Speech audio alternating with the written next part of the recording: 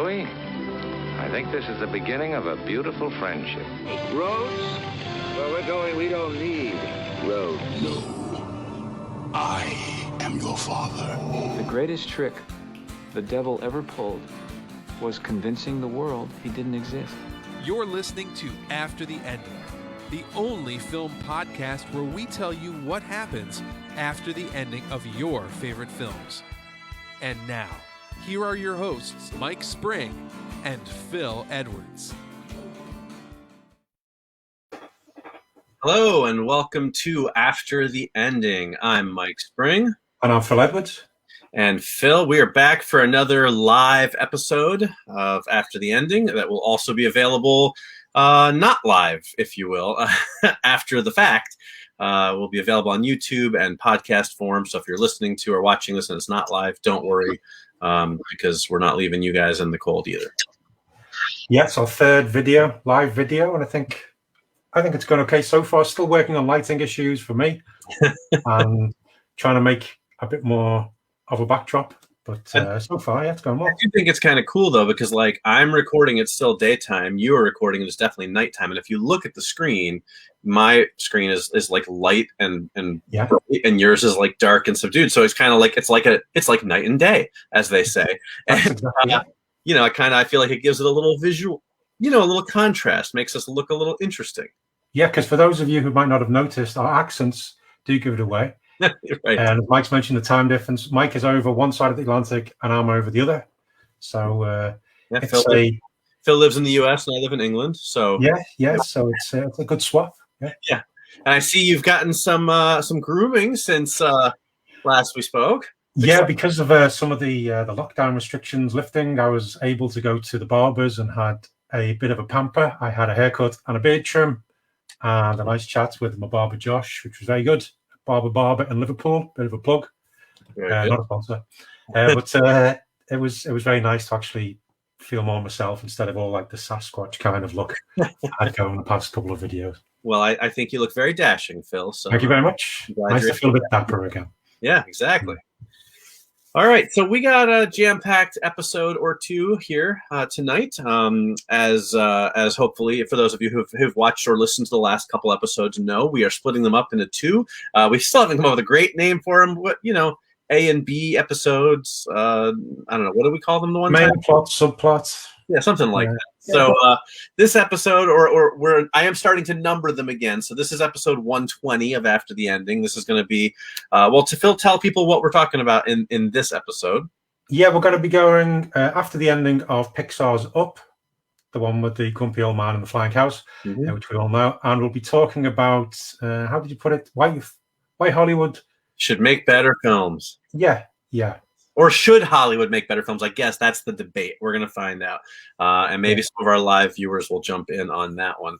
We'll find out. And then we're going to do our second episode right after, if we're live. And if you're listening later, then you'll probably have to wait a little bit because we are staggering these to give you guys weekly content. So the bonus of listening live is you get to see both episodes at once. If you're listening or watching after the fact, they're a little bit more staggered. So kind of a little, listen, it's all about marketing and branding, right? We got to keep you guys coming back. You've got to keep things going. We mentioned comments there on the After the Ending Facebook page, and you're watching the video. You can leave a comment on that, and then we'll see it. We'll flag it up, and if it's okay to air, we can also throw it up on the video so we can discuss that. So any suggestions for the different names for the sub names for the two shows would be great. Yes. When we get to our discussion after talking about Up, you'll probably might want to jump in there as well with some comments. Absolutely. Should we crack on with the After the Ending? Yeah, man, let's do it. Yeah. We're not going to do a rundown of the film, but the one. Yeah. Not the full rundown we used to. I mean, I think most people have seen Pixar's Up. It's the grumpy old man Carl. His wife dies. He meets little kid Russell, the Boy Scout, ties his house to a bunch of balloons so he can go to Paradise Falls, where he always promised his wife he would go. They run afoul of the cranky old explorer Muntz, I think his name is. Yeah, it's Charles Muntz. Charles F. Muntz. And there's weird dodo bird type things. There's a talking dog named Doug, and everyone's happy in the end. Yeah. I think that sums it up. All right, who's going first then, Phil? You or me? I can't remember who went first last time. Shall we? the fun of doing it every 2 weeks now when we record live. Yeah. No idea who did what first last time. So Yeah, because it's still in a lockdown time as well. I keep forgetting 2 weeks is like the longest time and also the shortest time. 2 weeks equals 7 months. Yeah, so one of us normally goes, "Are we recording tonight? Right. Tonight? Is it Monday?" Exactly. A little peek behind the curtain for you guys. So, do you want to go first? Yeah, why not? Sure thing. Okay. All right, so here we go. Okay, so up ends. The house lands in Paradise Falls. Carl and Russell return to the city, and everyone is happy. So here we go.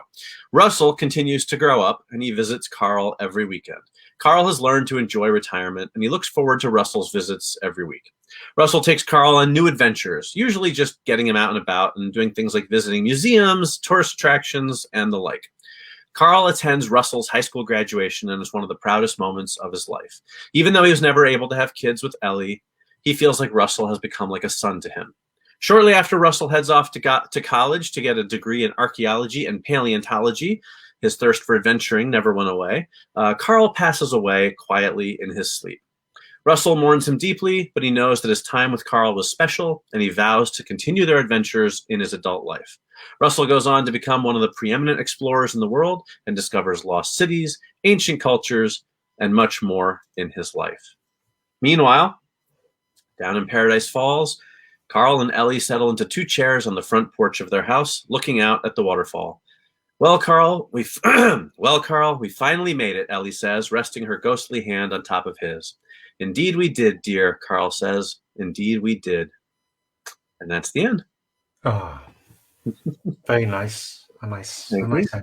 Yeah, it wouldn't be a patented Mike ending without some, overly gushy sentimentality. But that's kind of my thing, Yeah. Either you like it or you don't. I'm just going to quickly scroll out the serial killer subplot I put in mine because I don't think it fits now looking back at it.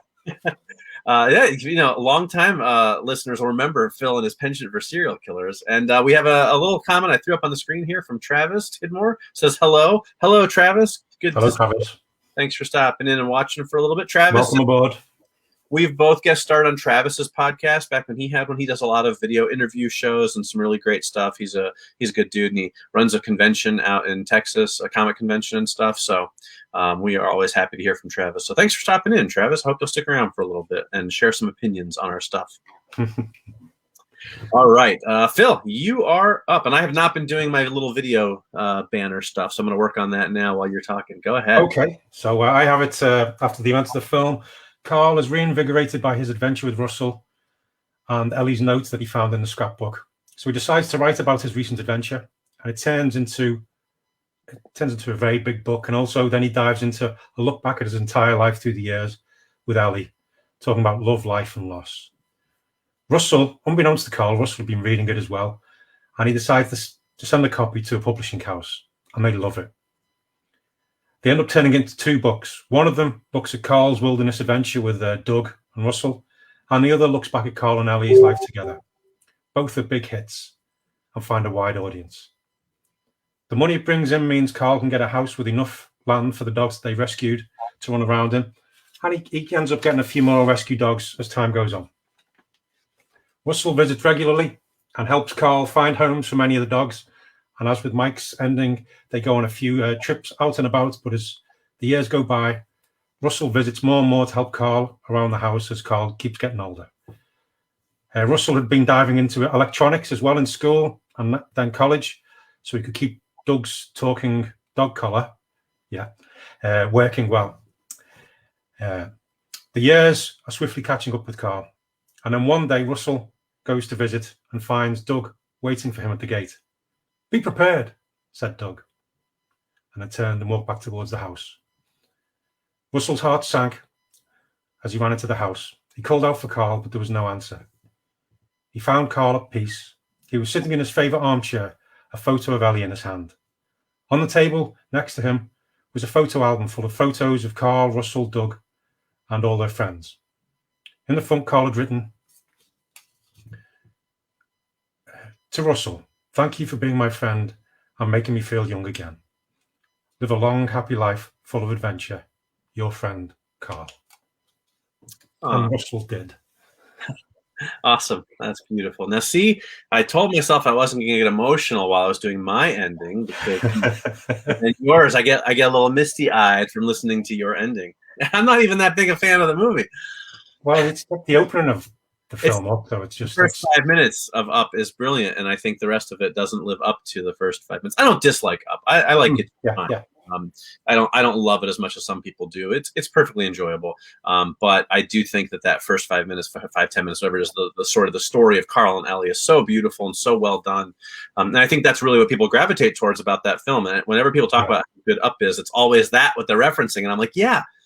But the rest of it just isn't quite as good. But it's just like a kooky adventure film, really, isn't it? The rest of it, right? And that's just they get the heart of it in right at the beginning. But still, I get a little bit choked up thinking about it because it's that beginning part is so beautiful. So nicely done, sir. Nicely done. Thank you very much. How do you feel about Up? Are you a fan? I like it. Yeah, it's. I think as time's going on though with the Up films, they're not quite as. I'm not sure whether they're trying too hard or just keep going to go for the big emotional beats sometimes, trying to recapture the magic. But as I say, the first opening 10 minutes of Up is a brilliant short film. Tells that short story so well. Yep. Yeah, it's if it's on, I'll watch it. But yeah, I find it hard to remember the actual main beats of the main story once the opening's done. Yeah, I get it. I'm with you on that. I think But it's like I said, it's good. I'll be honest; it's been a long time since I've seen it, and I've kind of had this opinion for a while. So maybe I'll revisit it and see if my opinion has evolved over time. But like I said, I don't dislike the movie, but I did enjoy the endings. I thought they were nice and sweet, and I think I like to think that we sort of captured the spirit of the heart of the film a little bit. Yeah, you can't really go too dark with some of the Pixar films, I don't think. Right. Travis has commented as well, saying he likes the idea of Russell being an explorer. And also being an inventor that continues to make things like Doug's collar. I was also thinking if that collar got out as well, that could change the whole of society. I was thinking about going down that path where suddenly you can understand all the dogs. But right. But that's totally too, right? There you go. That's our endings. Yeah. I like it. Nice. I threw Travis's comment up on screen there for anybody who's watching. It's always nice to. I like the way that the StreamYard lets you put people's comments up, and kind of fun and interactive. So anybody else who's watching, feel free to throw some comments up as well, especially during this next discussion, because I think things might get a little bit. I don't know if heated is the word, but I might get a little bit worked up because it's something that I feel kind of passionate about. So. It all started from you putting a comment on Facebook. Yeah, I mean, I would say less a comment and more of a rant. But it was after I don't know. It was like the 37th time somebody commented about like Mortal Kombat or Godzilla versus King Kong. About how it's like, oh, well, they don't have to be good. They just need to be, they're just fun. They don't have to be good movies, and it's like, Well, because we mentioned, we were talking about Godzilla versus Kong in the last episode. Yeah. And how we were saying both of us sort of didn't think it was great, but some of the fights were good. But on the whole, it was like, oh, and lots of the reviews as well are going, all the bits with the people in is boring. And people going, yeah, but you're seeing the big monsters fight, which is cool, but it gets a bit boring. But then the new Mortal Kombat film has come out, which looked good in the trailers, sounded good. I've still not seen it myself, but Mike saw it. And as with lots of things, you have these big fights. But I think it's often with the fight things which involve lots of fights. Fights are good. Rest of it's bad. Yeah, I mean, not so much bad, just doesn't work quite as well. Here's the thing. I'm using those two films as examples, and I think what happened was a lot of people took it as me attacking these movies, and some people kind of liked them, and so they were, So here's what. Let me read it because I want to get the point across that I was trying to get across. So I'm just going to read this out loud. If that's okay with you, Phil? That's fine. Yeah, I'm listening. All these people talking about Mortal Kombat and Godzilla vs. Kong who keep saying it's supposed to be fun. It doesn't have to be good. You're missing the point entirely. These movies should be fun and good. Stop letting lazy filmmakers off the hook. We deserve better. These people are given tens and hundreds of millions of dollars to craft high-quality entertainment. Are they fun? Sort of. Are they high quality? Definitely not. Could they be much, much better? 100% yes. Yes, the actual monkey lizard fights in Godzilla versus Kong are fun, but there's 90 minutes of movie that isn't that. The human characters are god awful. The script is terrible. 30 minutes of fun action scenes don't make a 2-hour movie bearable. Does Mortal Kombat have some cool action scenes? Yes. But if the Marvel movies have taught us anything, it's that you can have great action scenes while still hiring people who know how to act. Stop defending lazy filmmakers. Stop accepting subpar movies just because there are parts that don't suck entirely. Stop giving studios a reason to keep on making films that could be so much better with just a little bit more brain power and effort. We deserve better films. Demand better films, okay? That's what I had to say about it. And a lot of people, like I said, sort of jumped on it and were like, yeah, but I liked King Kong versus Godzilla, or, Mortal Kombat wasn't, it was, if you like the game, the movie was fine. And here's my problem. I've yet to see one person say, I absolutely loved Mortal Kombat. I loved Godzilla versus Kong. It was great. If that's your opinion, awesome. I am happy that you liked it more than I did. I really am, because I wanted to have that reaction. The problem is no one's saying that. Everyone's saying, well, yeah, Godzilla versus Kong isn't great, but it was fun, and that's all that matters. And it's like, no, it's not all that matters. And then people are like, well, these movies they're not trying to win Oscars. I know that. I don't want every movie to try to win an Oscar, but I do want every movie to try to be good. I don't think that's asking too much. And everyone, I feel like, is just like, not everyone. A lot of people are just like letting them off the hook. I had one guy who posted a whole thing in response to my post, not on my page, on his own page. And he was like, Mortal Kombat, it had a lot, the fights were good and it was violent and this and that, blah, blah, blah. I give it a 6.9. And people, if they don't like it, don't watch it. And I'm like, okay, first of all, I can't, how am I going to know if I like it if I don't watch it? Okay, that's a fallacy argument right there. Okay, am I going to watch it again? No. But like, you're not even giving it a 10. You're giving it a 6.9. Why are you defending a movie that ranks a 6.9? What is it, like a B minus? You're going to get that defensive over a movie that's like a B minus? Like, why don't you want it to be an A movie? That's what I don't understand, right? Yeah. I totally agree with you. It is.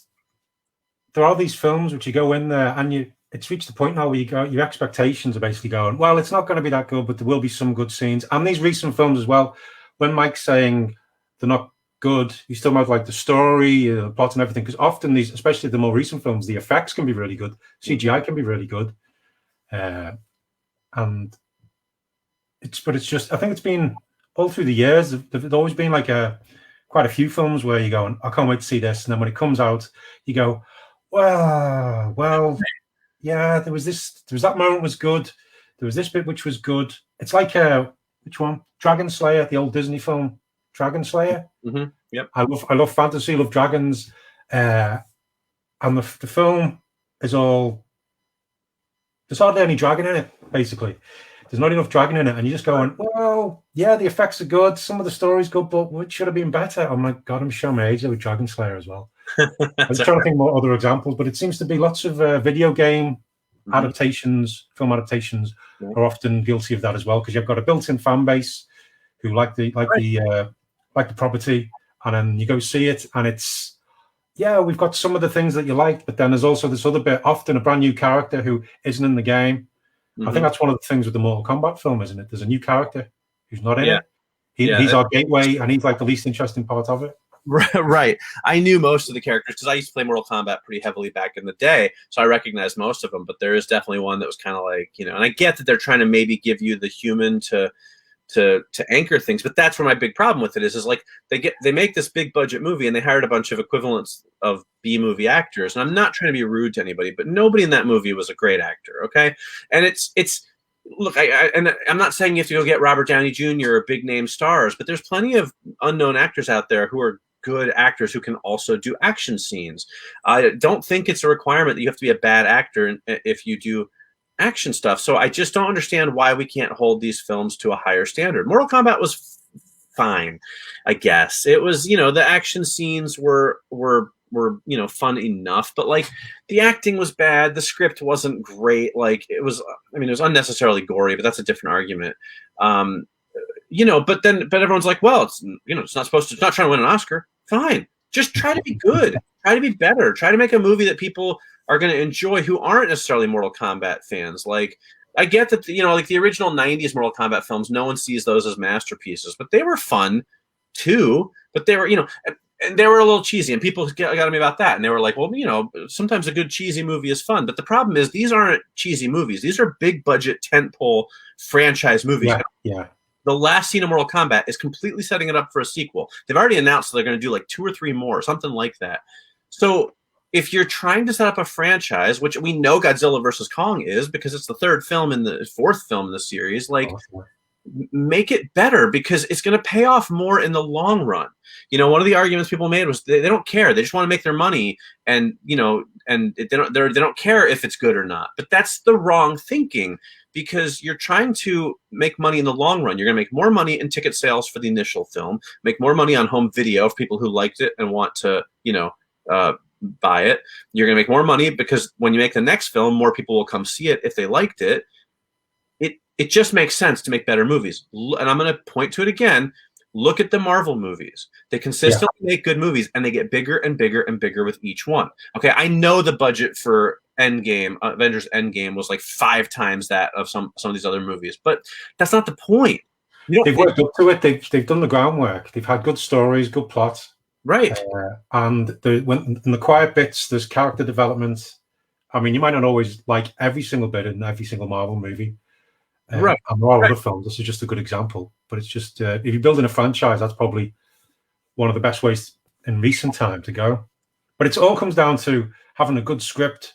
And instead of focusing on, hey, we've got these good action scenes, we have this fight that, or we have this get attacked or this blow up, but we need to have something to get from A to B.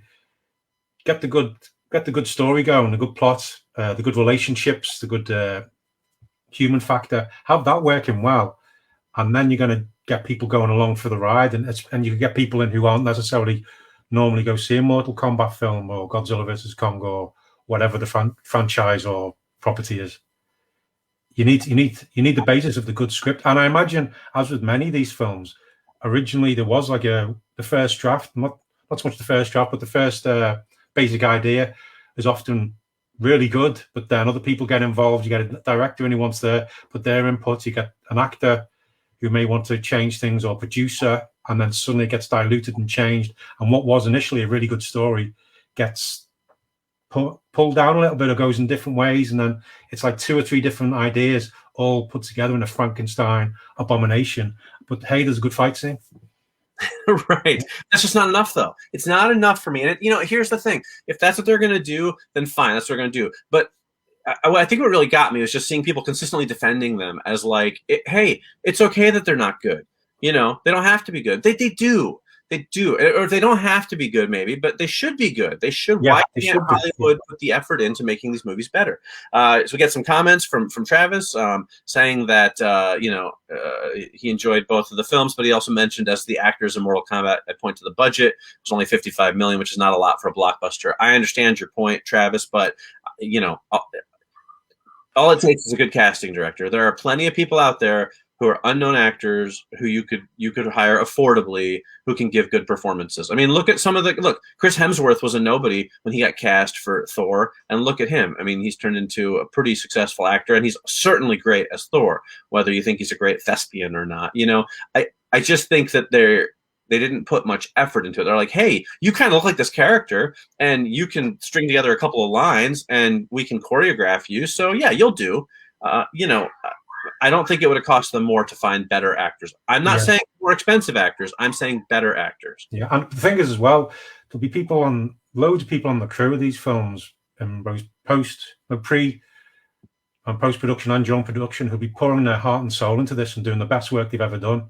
Mm-hmm. But if you haven't got the scaffolding there, the framework of the good story, the good plot, then it's not so much doomed to failure, but it's going to be harder to give to just make it all come together and work well. But it's like, we're not saying that all these people who work on these films are all bad. Of course not. They'll all be doing amazing, brilliant work.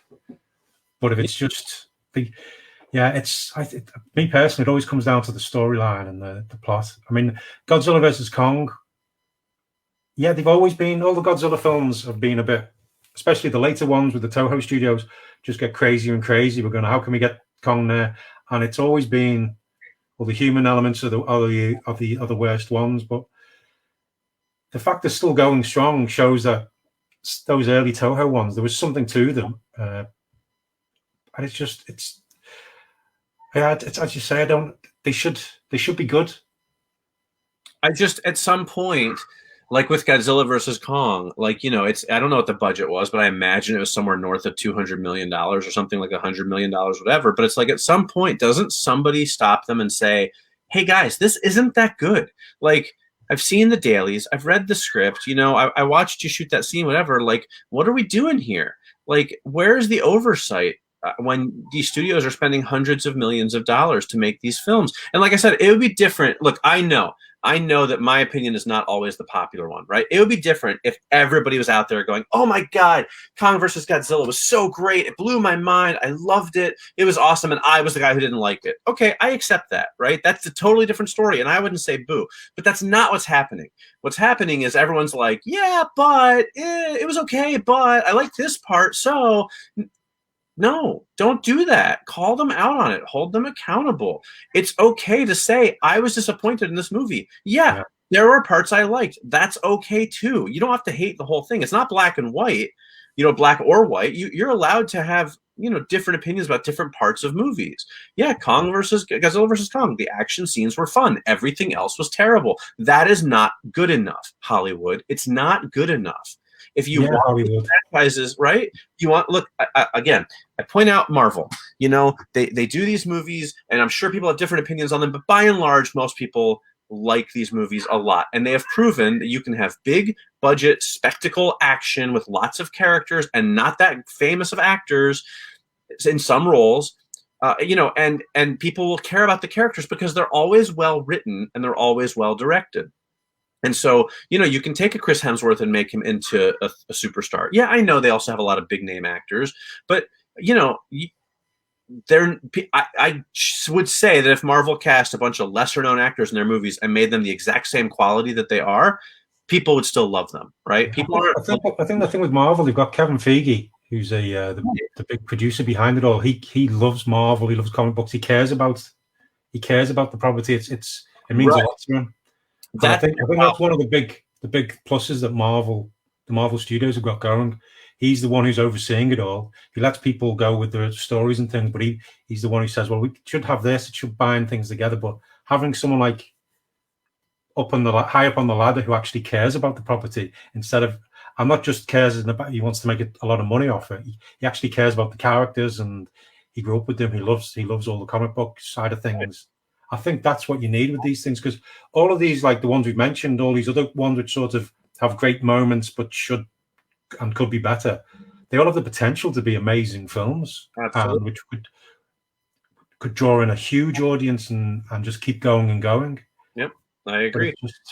And that's where my problem is. I don't feel like people care about these movies enough, in that the people who make them, like, I didn't watch Godzilla versus Kong and get the sense that anybody making that movie was there because they like were passionately in love with this project and these characters. You know, it seemed like it was like, "Hey, we can make a bunch of money. Let's put a bunch of special effects on screen." Mortal Kombat, I will actually say, I won't make that argument for. I will say I think that people who made Mortal Kombat maybe did, because there was definitely a lot of stuff in there that was geared for fans of the game. And so I'm not going to say that one is as cynical as Godzilla versus Kong. I just would have been better. My point, and again, it sounds like I'm picking on these two movies. They both happen to come out within like a month of each other. They're both, you know, on the same streaming service. They caught my attention. It's not just these two movies I'm picking on. It's the whole process, the whole Hollywood right now, that with a lot of exceptions, a lot of this big budget fare that's coming out, these franchise films based on IPs, on intellectual properties, they say, "Hey, we've got this character, this monster, this robot, whatever it is. Look at the Transformers films. They're another one. Exception Bumblebee, which is terrific because it's the only one that feels like it's real Transformers. They're largely garbage. It goes back. This isn't a new thing. These are just the latest examples of this problem that I find endemic in Hollywood, and it just made me rant. And what really set me off was the fact that a number of people, rather than agreeing that Hollywood should try to make better movies, decided instead to defend mediocre films that they then admitted were, for the most part, were mediocre. And I don't understand that. Yeah, he missed the point of the point. You can like the movie, that's fine, but you can also still think that they could be better and that Hollywood should give us better films and that we deserve better films and that we don't need to defend lazy filmmakers. Simple as that. That's all I'm saying. So that's it. And when I go to see Mortal Kombat, when I eventually see it, I will give my opinion on it as well and see. Yeah, listen, I hope you enjoy it. It's not a terrible film. I hope it's one of the best films I've ever seen, Mike. I really do. Listen, I hope it is, Phil. I really do. Again, I'm not trying to harsh anybody's buzz.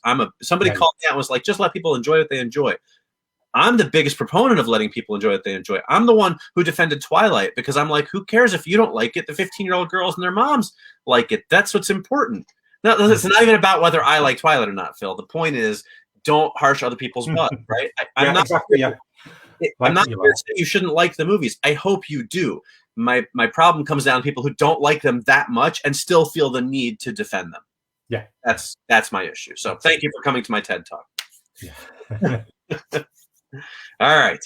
So there you go. Some thoughts on should Hollywood make better movies. We had some comments there from some viewers as well. If you're watching this after the fact or you're listening to it on the podcast, feel free to leave comments on whatever platform you are viewing/listening as well, because I do think this is kind of an interesting topic. And we, just from my little Facebook post, we got quite a bit of traction. So I'll be curious to see what some of our viewers and listeners have to say about the topic. Yeah, and some of the examples we mentioned and what the whole thing's about. So what other films do you feel fit the criteria that they should be better? They've got the potential. They should.